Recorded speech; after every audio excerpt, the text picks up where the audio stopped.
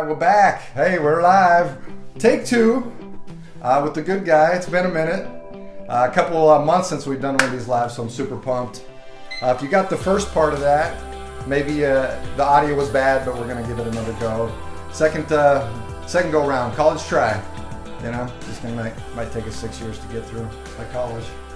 I got my good friend, longtime buddy, and physician, Dr. David Jensen. Guy's the man with the plan. Thank you. We've one of my longest friends. I haven't really kept in touch with anybody else, man. You got the crown, man. Longest friend. Yes. Got the Aaron crown. Yeah, this guy's a stud. What's it been? How many? 10 years? 12 years? Wait. So yeah, 12 years. Glorious years, yeah. Longer than my marriage.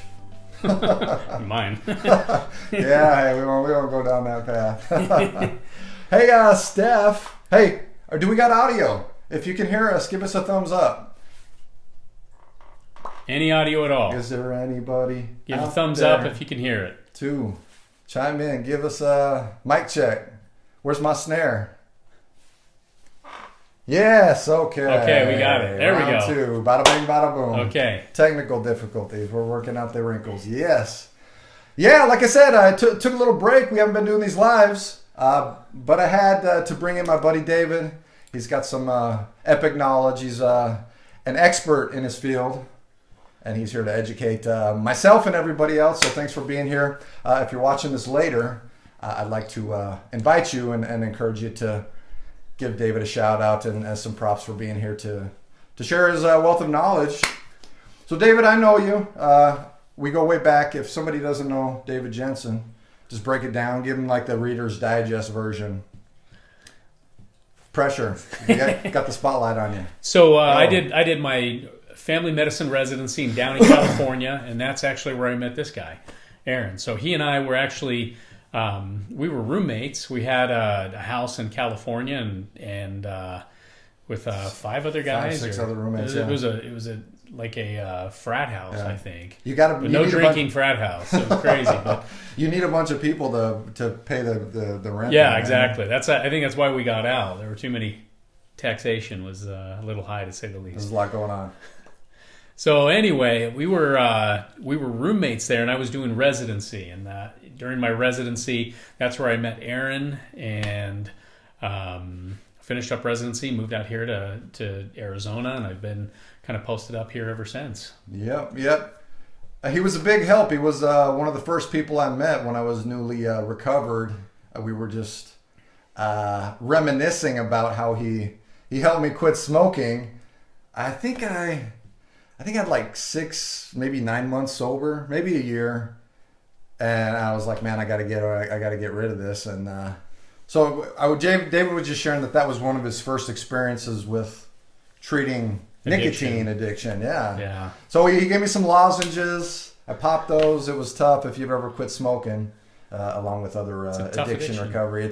It's like crack. You know, like nicotine is a tough thing to get over. But he was there, got me through it, and that was kind of like just how you got into it, right? I mean, that was one of the things. Yeah, it was kind of serendipity, really, because I was actually doing a rotation. I had a preceptorship at this office. It was a family practice office, and there we had a whole sample box just full of nicotine lozenges. And I remember the doctor looking at them and saying, what are we going to do with all these? She didn't have very many smokers in her area, fortunately. And at that time, I had met Aaron, and I knew he was struggling with it. So I said, hey, I'll take them and give them to my roommate. And she's like, have them. And so, I gave them to Aaron, but he did all the hard work and tapered down. And takes two. Well, you know? He did it. It was a team effort. Hey, take a step back. You want to give us a little history on how you ended up in SoCal, like where David came from? A little background. So originally I started doing residency out here in Arizona, and the program actually ended up running into some problems and shut down. And so everyone who was there had to kind of leave. And so I ended up bouncing out to California, and it turned out to be a really good thing for me, honestly. I met a whole crowd of people. Obviously, Aaron was one of them. But also, I think just with some of the things that I was exposed to out there in California, it kind of helped shape some of the direction I was in. Sure. And what I'm doing in medicine. So at that time, I was looking really closely at doing. I was in a family practice residency, and in those days, actually, family practice allowed you to do a lot of emergency medicine. And I was kind of focused on, hey, I want to do a little bit of family practice, and then I can do some emergency medicine. It would be a great combination. But while I was in residency, they actually changed the rules, and so they made it so that you had to actually complete a residency in specifically emergency medicine before you could sit for their boards. And so that kind of screwed up my plans. I would have to actually go back to residency to do both. And I had done a lot of rotations in the emergency room because I loved it. I thought it was really thrilling, and it's really a great field. But I think family practice ended up being kind of giving me the base of the ground, the foundation of what I need now going forward. I mean, for 2020, I'm doing the Miracle Med Wellness Center. In fact, this is going to be the setting for a lot of videos that'll be coming back all this next year. That's right. We are going to be doing plenty of videos, and they're going to be on functional medicine. Functional medicine's a little different. Functional medicine is kind of the why of the disorder. So many times in regular medicine, you go to a doctor and you say, hey, my blood sugar's high. And the doctor says, well, here's something to bring your blood sugar down. And you're dependent on them to get medication for whatever result you want. Functional medicine gets to the root of what's really going on and helps you to change it, so you've got a better chance at actually undoing it altogether so that you can be med-free. And I think that's kind of a growing trend, as we were saying earlier. Sure. So it's kind of like what people have traditionally done in the West is just put a Band-Aid on problems, rather than promote lifestyle change or get to the root of the problem, right? Yeah. And there's we were just commenting earlier that medicine has changed a lot. And in the last 10 years, I've noticed a shift. Before, the joke was, what are you sending them out the door with? Every patient wanted to feel like they left with a party favor, something in hand. And it would be a test that was ordered. It would be a medication, some pill, something. And a referral. They can't leave empty-handed, right? Yeah, because otherwise they feel like, hey, this doctor didn't listen to me, didn't do anything. And I kind of understand that. Right. But now we've kind of reached this shift where people are saying, hey, I'm tired of all this crap that I'm on. I don't want to wake up and take a bowl full of pills. Right. And you look at a lot of the seniors and the senior population. I go to retirement homes and communities, and I see a lot of patients that are homebound, and they've got 15, 20 different pills that they're taking, and a lot of them don't feel good. Well, and there's the financial implications on top of it, just that's a whole other problem. I mean, they have a hard time eating, and you try to swallow 15, 20 pills, they're full by the time breakfast comes. Have somebody handy to give them a Heimlich, That's right. So there's been a shift in medicine now where people are kind of fed up. And I think part of it also has been a lot of the commercials that they see with pharmaceutical companies that are saying, hey, here's a new medication, ask your doctor about it. Oh, by the way, it's got all these crummy side effects. Right. They run them off. And I think people are kind of becoming more aware, like, oh, I don't want to put that in my body. I don't want side effects. I don't want something that's going to make me feel sick and awful later on. And so that's not normal. No. It should. No. I don't think it should be that way personally. And America, believe it or not, we use more medication here in the United States than all other 11 first world countries in the world combined. No way. Yeah, and we blow them out of the water. And we have a population of, I think it's 334 million compared to the other 11 first world countries. It's like 1 billion. And still, our 334 million still use more medication than all of them together. And you look at, in Germany, for example, the average German who's 90 plus, they're on like 2 pills. Yeah.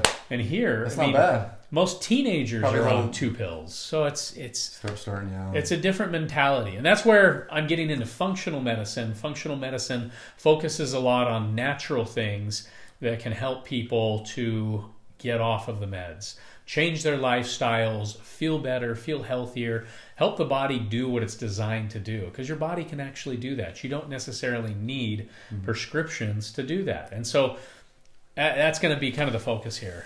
Right. So what at the core of this functional medication alternative holistic approach you're doing, from what I understand, I've done some research, it's called NAD therapy. Yeah, NAD is one of the exciting new things that's kind of it's becoming kind of a movement, really. So NAD, nicotinamide adenine dinucleotide, is a vitamin B3 derivative. Say that 3 times real fast. That's right. It's a B vitamin, right? Essentially. Well, it's not exact. I mean, it's part of vitamin B3, but you can't get the effects from just taking straight B3. Right. It's actually got to be converted. So in your cells, your body, if you go back to biology, you remember your body has to make ATP. ATP is like the fuel for all your cells. Right. So in the whole process, if you remember back into biology, you've got that Krebs cycle. And it was, if you had to memorize in biology like I did, each little part in the Krebs cycle to produce ATP so that your cells can actually run. Well, the bottleneck in that whole system is nicotinamide adenine dinucleotide. And we found out that by the age of 40, more or less, most people are probably running on half the NAD they had when they were younger, when they were maybe in their teens or 20s. And that affects us in a lot of ways. In fact, they found that it actually affects people with cancer prevention. It's a major contributor to aging, premature aging. It actually contributes a lot to behavioral health illnesses, to recovery for exercise. So there are a lot of different things. Fatigue, depression. Absolutely. All those things. NAD is kind of a bottleneck in all of those systems. And Harvard is actually doing a lot of research with it. In fact, Dr. David Sinclair, if you Google David Sinclair and then NAD, you'll actually pull up a lot of really interesting videos where he talks about the role that NAD plays in your life, how it's useful, and a lot of the results they've gotten. They've done a lot of experiments on it, and they've had some really promising results. One of the ways that it's helped, and I think that's what we're going to talk about today, is actually in addiction recovery. And addiction recovery, in my opinion, is something that we don't really treat right in this country. Right.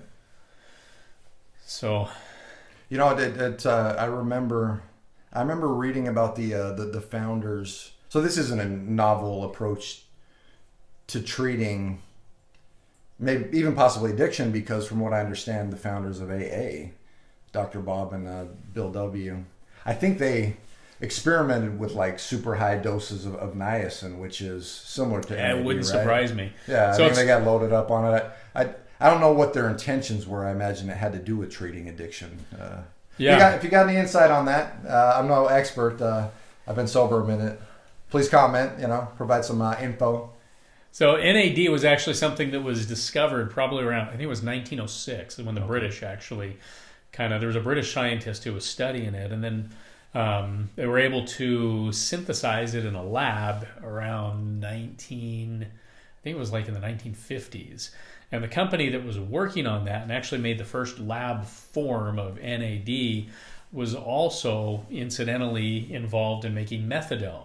And methadone was a huge seller, and they weren't using NAD necessarily for addiction then. Still popular nowadays. It's still very useful. But the funny thing is they cut down and stopped all of their research with NAD so that they could focus everything on methadone, because methadone was making so much money. Little did they know NAD actually probably could have helped with addiction a lot more than methadone, in my opinion, in a lot of ways. So it's been around a minute, is what you're saying? It has, but it didn't get popular again until just in the last 5-10 years. I think that's when people started to look at it again, and people start things and then stop them in the scientific world. And I think this was one of those places where, you got a bunch of scientists that said, "Hey, wait a minute, what about that NAD thing?" And they started looking into it again and realizing the actual utility of it. So, in my opinion, we treat addiction wrong in this country, and kind of get into that. For the most part, with addiction treatments, we tell people, hey, stop doing that. If it's drinking, right? I mean, there's a lot of steps and things that help, but for the most part, it's abstinence. It's like, if you've got an alcohol problem, abstain from the alcohol. If you've got a drug problem, abstain from the drugs. If you've got a gambling problem, abstain from the gambling. And while that's important, it's not exactly addressing everything that's going on. What we didn't realize for years and years and years is that addiction really is a process of people trying to get dopamine rushes. And they don't know this. The person who is an alcoholic, who's getting cravings for alcohol, doesn't necessarily say, hey, my dopamine's low, I want to go for a dopamine rush. They don't realize that. Most people don't even know what that means. You know? I know. Most people don't. They just know when they do A, they feel like B, you know. They get a certain effect, and clearly over time that stops working. It would be nice if it was that simple to just stop. If it was that simple and if it was that effective, so many people wouldn't be struggling with Exactly. addiction. Well, but it's also why you see so many other addictions that happen. So you have someone who gives up alcohol, and then what happens? They start popping pills. Or they give up on the pills and they go to gambling or pornography or any other addiction, any other behavior that produces a surge in dopamine. And that's really what we're after. When you're doing NAD treatments, you're helping to stabilize dopamine levels in the body. And so when you can stabilize dopamine levels, all of a sudden these people that have addictive behaviors now don't have as much of a drive to go and pick another addiction because they're already getting good amounts of dopamine. And so that's why it's being utilized for addiction behavior, and it's so beneficial. In fact, I've actually had a number of patients that I've used this on who have I had one who was had some drug abuse issues, and another patient that had some addiction issues with alcohol, and it worked in both cases. Right. And the feedback I got was, yeah, my craving is now gone, and I don't have the buzz or as much of a surge. And I kind of wonder if that surge is the dopamine surge that they're getting, but they have normal amounts of dopamine, so it's not a need anymore. It's not euphoria. It's just feeling normal, like you should without the high. You know, we talked about this a while back, and it made me think of how it's probably in fact so difficult. You know, you're running, you're gunning, you're living, you know, on your drug and whatever your drug of choice is, and then it's yanked. From what I understand about the body, you know, you have receptors that proliferate. Your body develops more receptors to feed this elevated drug use. You know, whatever your drug is, the gambling, the opiates, the porn, and then you're just yanked out. That's yanked out from under you, and I think it's that lull, that depressive state, that absence of that dopamine that makes it so hard for people to stay in there. You've gone from a mountain all of a sudden to a valley, and that's a hard thing. Yeah, you're like, I'm not going to hang around. Yeah, that's deep. I mean, I hadn't considered that until just now. Yeah. So that's one of the ways that we're using NAD to actually help with addictions. From what I understand, they've been doing it in Europe for quite some time now. And it's just kind of catching on here in the U.S. The unfortunate part about it is it's not cheap, and it's not for everybody because of that. It can be cost prohibitive.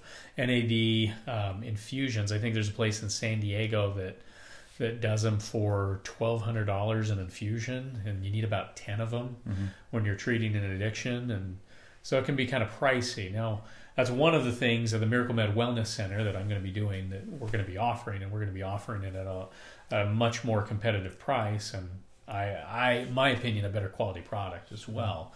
But not to put you on the spot here, but I guess I will. What's the time frame? When can they expect the Miracle Med Wellness Center to come around? Well, the hope is that we can actually start getting some infusions going by this spring, but we might even have some home-based treatments available for select individuals coming sooner than that. That's going to be kind of on a per case basis. Gotcha. Well, the spring's right around the corner. It's already halfway through January. That's right. It's crazy. I was telling somebody the other day that this light went on, and I realized that the years go by faster when you have to play Santa Claus. When people rely on you for like presents or birthdays, it's like, oh man. I wouldn't know. I have 2 cats. So.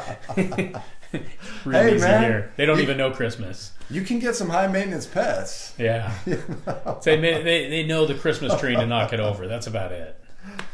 Oh man, yeah. Well, that's tough. I'm sure time is flying regardless. Yeah. For this guy, definitely. Regardless of if you're buying presents and playing Santa Claus for pets or people, time flies regardless. We're in 2020. Spring's going to be here before you know it, and you're going to be up and going. Right. That's right. Absolutely.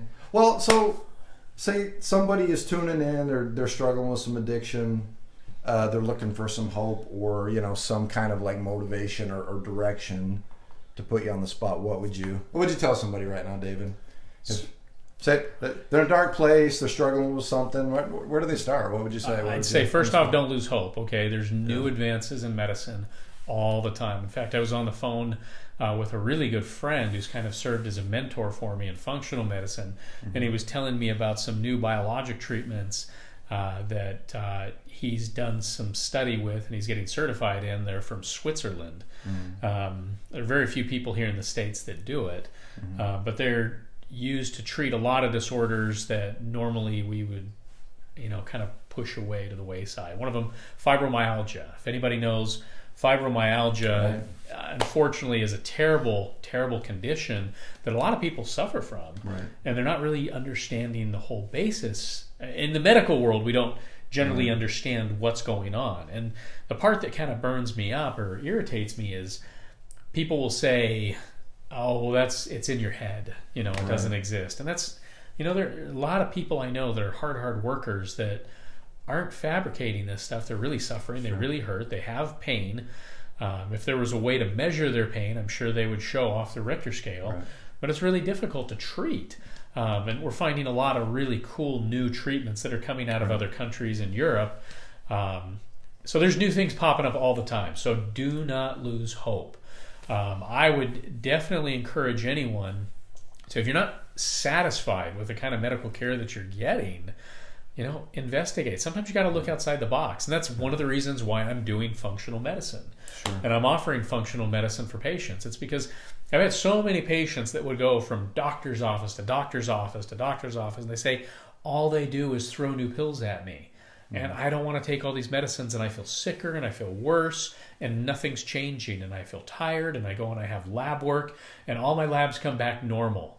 And what's the reason for this? Why do I have normal labs when I feel like garbage? And part of it is because we don't always have the right tests that are being used in regular medicine. But in a functional medicine setting, there's a whole lot more testing that we can do, and we can figure out what's going on with the hypothalamus pituitary adrenal axis. That's one of the bases that we start with. And you can start to make some real changes with those things, and people start to sleep better, they have less anxiety, they get their appetite under control, whereas a lot of people will have insatiable appetite and then they have lethargy and sugar cravings, and it's just a big nasty cycle. Some of these things that we can make a big difference on. Now, would that be targeted at like balancing hormonal levels? Absolutely. That's really what functional medicine gets into, is helping you balance your hormones. So that's one of the areas. It's deep. It's this is good stuff. Now, because I'm old school, I didn't get to go through like detox or have any of that. I kicked heroin on my sister's couch. Kira, appreciate you. Thanks for only offering me NyQuil. You got me here. I was just sharing with somebody the other day. It's like all I got was a couple of NyQuil, and I was pissed off, but I got through it. Love you. How do you feel about like traditional like approaches to treatment, like 12-step, fellowshipping, vital group approaches? Vital. It's sad. A lot of people think they can get by without doing those steps, and we're not strong enough, and there's no shame in that, right? I mean, a lot of these addictive substances are pretty tough to beat. I mean, there's a reason why there's so many addicts out there. You really have to have a multifactorial approach, and you've got to use a lot of different things. And when I try to help people with smoking cessation, for example, I don't just have one solution for them. I'll actually get them doing several different things so that they're more successful. The more methodologies that we utilize, the greater the chance of success. And I think 12 steps, really, the principles behind it are solid. They've been used successfully now for, I don't know how many years. Has it been 100 years or more? Since the 30s. Since the 30s? Okay, almost 100 years, like 90 years here. I mean, there's a reason why people that are alcoholics are successful doing that. Yeah, I think that was a truly inspired program. Saved my life for sure. That's what I did for years. I was like, if I wasn't working, I was hanging out in meetings, where I knew I wouldn't be able to pick up. So it's not uncommon for you to have a patient come in and as part of the holistic approach to say, hey, maybe you should consider some 12 steps. Not uncommon at all. In fact, I would actually look up chapters of the 12 or Alcoholics Anonymous and try to get them phone numbers and started on the process, because they're much more likely, if you can have them leave with something in hand, hey, call this number, they're more likely to actually do it versus saying, hey, go look this up on your own time. So then people just don't always get around to it. You almost want to have that stuff available. And we'd use it all the time and commit them to do it. Nice. Well, in 2019 or 2020 now, there's not just AA. I know people that go to AA, CA, NA, PA. I mean, there's whatever your drug of choice is, there's a fellowship for you. Yeah. And I think at the heart of a lot of human suffering and addiction uniquely is that we feel that we're alone in our experiences, and that couldn't be the furthest from the truth. And it's empowering to go and talk to people and just find that, hey, there's people that have walked in your shoes, so to speak, and know how to relate. There's a lot of needless suffering, and I think it's just for fear of reaching out and feeling dumb, shameful. And I feel like it's also changed in a sense because a lot of the stigma behind it is kind of disappearing. We realize, hey, in most cases, and this is something, realization that I had to kind of come to. In most cases, these are good people that just want to feel better. Right. And all they're doing is self-medicating, and all of us have forms of self-medication. It could be with exercise, it could be with chocolate, it could be hanging out with a certain friend who makes you feel better. But a lot of times people will try to treat their pain and suffering the best way they know how. And they're not bad people. They're just people that are trying to find a way to feel normal. To function, yeah. And unfortunately, it's, not everybody knows how dangerous a path it is, and it's easy to get caught up in. I've had very close friends that have gotten caught up in it. I've had family members that have had struggles with things here and there, and my heart goes out to them, and that's part of why addiction recovery is such a big thing for me. Right. That makes me think of a post I did recently. It said, and this goes back to what I was talking about, feeling alone. Connection is the opposite of addiction, and regardless of what you're doing in your life to feel good, whether it's healthy or unhealthy, I think everybody just wants to fit in. Absolutely. And to feel good, to feel whole, to feel accepted, to feel not pain. Unfortunately, and I'm gonna kind of take a stab at culture here in 2020. I think people are bad with accepting discomfort, accepting life that isn't, is less than ideal and perfect. And maybe that's a little bit more philosophical than, medical related. But you're not going to just be focusing on addiction treatment. You just you're going to just treat all kinds of conditions. Lots of different conditions. That just happens to be one facet of it that it's one thing kind of been guided down that path. You didn't see yourself treating addiction, but that's something you've been gravitated to, right? It's one area that I'm really passionate about, and I'm passionate about it for a number of reasons. First off, because I've had family members that have had struggles with it, and I've had friends. I actually had I had a friend who was my next door neighbor who actually died from an overdose, and it was an accidental overdose. He actually was military. He was serving our country, and he was injured his back as a paratrooper at age 19. And the VA would always just send him out with a bottle of pain meds, and they'd give him 360 Percocets and send him on his way. And this is a guy who was raising 5 kids as a young guy and working really hard, and he didn't know better. He was definitely not a junkie. He was not someone that was popping pills because it felt good. This was someone who was working a normal job, who just wanted to feel good. And his doctor at the time said, here's this bucket of pills.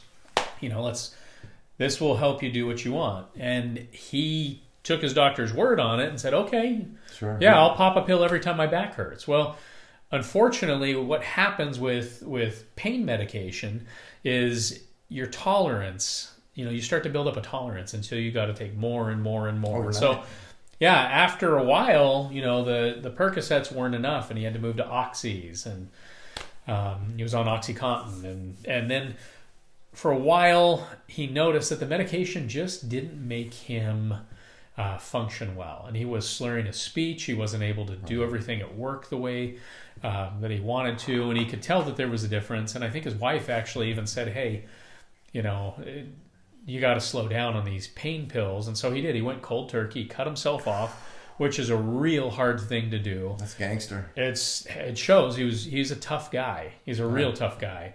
And he was off of his pain pills for about six months. Wow. And he and his family decided, he just went cold turkey. Wow, that's awesome. And he worked through it, and he and his family took a vacation. It was over the summer, and they decided to go to California. And he was wrestling on the beach with his kids. And when he did that, he tweaked his back. And he came back, and he had been off the pain pills, but his wife needed work done around the house. And so she said, hey, I can't remember if it's, can you help me or what? And he wanted to be helpful to his wife because he was a good husband. Right. And he had some of his old pills from 6 months ago that were in the cupboard. And he thought, well, just taking them today is not going to hurt me. Well, unfortunately, what happens with opiates is your body doesn't stay at that level. So if you're taking OxyContins, which is a pretty powerful medication, you can't go off of it and then months later jump right back to that same dose, because your body will kind of slip back to the point where it needs a low dose opiate. I'm trying to put this in layman's terms as much as possible. Your tolerance. Your tolerance goes way down. Yeah. So he didn't know that. And he just went and he said, well, normally I take 2 of these, and he popped 2 of them. And he said, I feel really sleepy. And he laid down on the couch, and he didn't wake up, unfortunately. So he died in his sleep. So his tolerance was way down, and he was taking the same amount of medication that he normally would. And it was just an unfortunate thing. And there's so much of that happens nowadays. Yeah. So that's long story. No, but one of the reasons why I'm passionate about helping people get off of these medications that are so dangerous. Right. I'm sure you've met physicians, nurses, healthcare professionals who probably became interested in what they're doing because of personal experience with a condition, an addiction, a family member, a spouse, somebody that, absolutely. That was like guided them down that path. Whole concept of a calling. Everyone wants to have a purpose in life, and you hope that your career is the right path, and that it morphs into something more than maybe you ever expected. Yeah, so that's living the dream. If you do something that you're passionate about and enjoy, it's not like you're hearing your alarm go off at 5 a.m. and you're like, oh, I gotta go to work. That's you've arrived, and at 5 a.m. I might make that face anyway. So no matter what I'm doing, especially in January, the sun's not even out. That's depressing. That's powerful. Every time. I mean, working in detox and addiction recovery, if I had a dime for every time we hear about a patient that leaves, and it's because, they go back to that lifestyle and they can't handle what they used to. It's sad.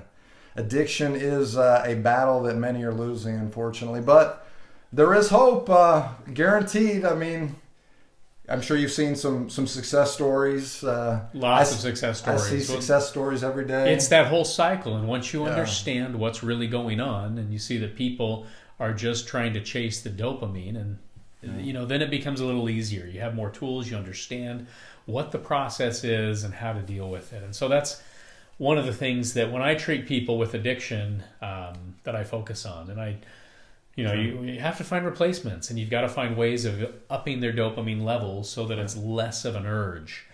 With that NAD. Yeah, it's one of the great ways to do it. NAD, functional medicine. Dr. David in 2020, greatness is coming. So whether you're, struggling with addiction, or if you're just looking for a different approach to treating whatever ails you, if you're in the Arizona Phoenix area, Is there a way that they can get a hold of David in the future? Is there like a Yes. website coming? MiracleMedWellness.com is the webpage that's coming. Yeah. I'm hoping that it's going to be up in the next couple weeks. Okay. And yeah, people would be able to get a hold of me. They can also reach out on Facebook. If you have any questions, you can also ask my friend Aaron, and he'll pass information on. But yeah, a lot of really cool things coming in 2020. A lot of really good new medical advancements, I'd say. And there are a lot of things that are being done in Europe and other countries that we're bringing over here, and we're going to help people get better, feel better, and decrease their reliance on medications and harmful substances. That's kind of the goal. It's promising. It's promising. It's a great time to be alive for lots of reasons. That's right. Yeah. This guy's at the tip of the sword, the tip of the spear right here. A trailblazer. Nice. Well, David, appreciate you being here. You're the man. Thank you. Appreciate it. This guy is a good friend. He's had my back for a long time, and I appreciate him being here and just having my back. I wouldn't be here talking today if you weren't part of my story. So well, I've benefited from this friendship too. Anybody that knows Aaron is a lucky person. I can say I'm a better person for knowing him. More bad days than good, but I'll take it. I don't know about that. I need to get some cats like you, man. I think That's that'll take my level, my way of living to the next level. Being one of those, like a cat dude. There's cat ladies and cat dudes. Whatever. I'm a cat dude. Yeah. Hey, they're good-looking cats, man. They're good. We're just checking out his cats before. They're good-looking crew right here. They keep an eye on him. They keep him out of trouble. The cool cats. That's cool cats. Well, like I said, if you're checking this out now, appreciate you being here. We got Raul, Michelle. Hey, appreciate you being here. Riss, hey, Jen, Elizabeth, Hannah, Harold, Tony, Steph. Y'all are amazing. Appreciate you being here. If you're watching this later, like I requested earlier, give David some props. Give him a thumbs up, a shout, share, just to spread the word and show your appreciation along with mine for David taking the time out of his busy schedule to impart of all this knowledge. He's got a lot going on in that brain of his. Smart dude. Well, Aaron, thanks for having me. I really appreciate being part of it. So, the good guy, he does what he says. He is the good guy. That's right. And he's got a lot of collective wisdom to share and a lot of hope that he can share for other people. So tune into him. He's a lot more good things coming, I'm sure, this next year. Greatness coming. Mostly for making mistakes. All my knowledge is from failure. I think it's all of us, really. You fail to win, right? Nice. Right. Nice. All right. Thanks for being here. Y'all take care of yourself. Keep fighting. Keep believing. David, give him like a 30-second motivational shout out. If somebody's looking for motivation, take us out right here. Go. Okay, so don't lose hope. Okay, just know there's always something around the corner. There's something in medicine or new discoveries that are being made, new strides. There's always something around the corner, and just don't lose hope. I have so many patients that I've seen that would come into the office and they feel frustrated and feel like, hey, there's absolutely nothing for me anymore. It's not the case, okay? Everything can change in a nanosecond. And you can wake up the very next day and all of a sudden the path will be right before you. You flip on the news and see some new advancement that's happening, or maybe hear from a friend of a new treatment modality that's really good. There's something for everyone, and all the challenges that we have, I believe we have for a reason. I believe that Aaron went through his challenges with addictions for a reason, and he's helping raise other people. Just know that the infirmities that you have are designed specifically to enhance you and make you a better person. Diamonds form under pressure. You're a diamond. Don't forget that. I think that's a great point to end on, man. Can't go much better than that. We're gonna have to quote you on that. I don't think I made it up, but I'll take credit. Sure. Diamond David, forming under pressure. All right, everybody. Appreciate you being here. Peace. Have a good night.